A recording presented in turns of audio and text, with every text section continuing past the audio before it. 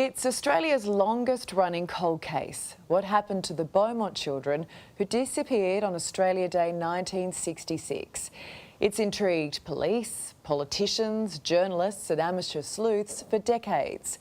Tomorrow, a new search is likely to be the last throw of the dice. Will the mystery finally be solved? For almost 60 years, the mysteries remained. What happened to 9-year-old Jane, 7-year-old Anna and 4-year-old Grant Beaumont? And who was responsible for their disappearance from Glenelg Beach in Adelaide? In 2018, Brady Hawes was at a dig in the car park of this abandoned factory, once owned by wealthy businessman and pedophile Harry Phipps. Brady spoke to Harry's grandson Nick, who says his father told him Harry is the man responsible. My father was actually in a treehouse at the property. He saw them come in and saw them getting carried out and put into the back of a Cadillac. And where did they go to from there? Castello. Dad told you this? Yes. As a result, police conducted a dig but found nothing. Tomorrow, a new search begins, with hopes that at long last, the case will be solved. Well, South Australian MP Frank Pengello pushed for this latest dig. He joins me now along with former detective Bill Hayes from the Major Crime Squad. Really nice to see both of you. Frank, you were 12 when the Beaumont children disappeared. How much did this crime change life in Adelaide at the time?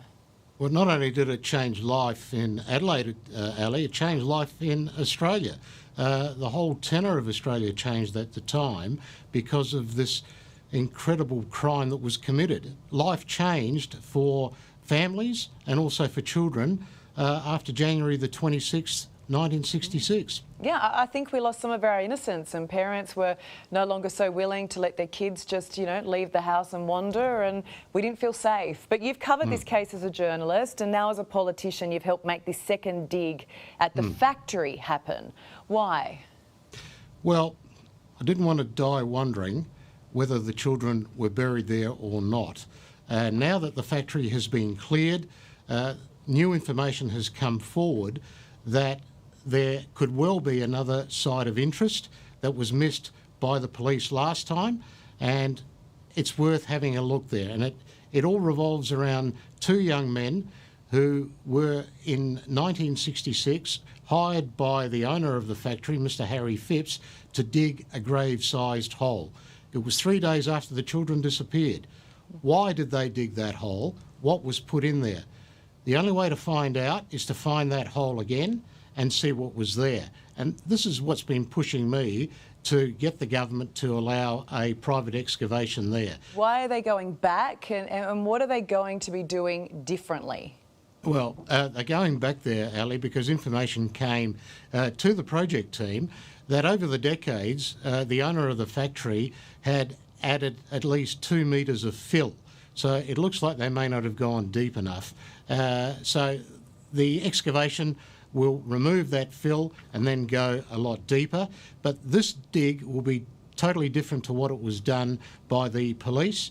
It'll involve an eminent forensic archaeologist who will be going over the site and the other two sites in very much detail, much like they look for missing bodies in graves that have been lost for, decades. So this is going to be a totally different dig. Bill, you started looking at this case back in 1988.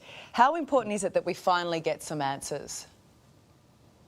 Well, if it's an open wound, that's the state and this country has suffered for 59 years, apart from the human side of the aspect of the 3 little innocent children being taken off the streets in broad daylight and never seen again, the damage that did to their parents, and the damage indeed that it did to our society, where it stole the innocence of the state and the country, I believe. What are the chances it'll uncover something new? Look, we don't know. As we discussed earlier, it could be a 50-50, if that. OK, so perhaps the mystery is finally solved next week. If it's not, is that the end of it? Case done? Well, no, it won't ever be the end of it, but unfortunately, nearly 60 years have passed, and in that time, of course, people's memories have faded, and we may never know what happened. But there's always a flurry of information that flows, and certainly that came to me into my office. 99% of the time, you can dismiss those. Occasionally, you get a gem.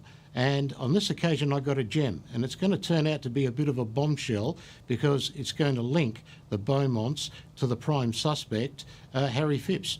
It's important that when you get new information, that you go, you look, and you try and find closure for the family and others that have been fascinated by this case for so long.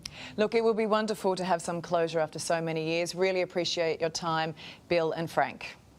Thank you very much, Ali. Thank you, Ali.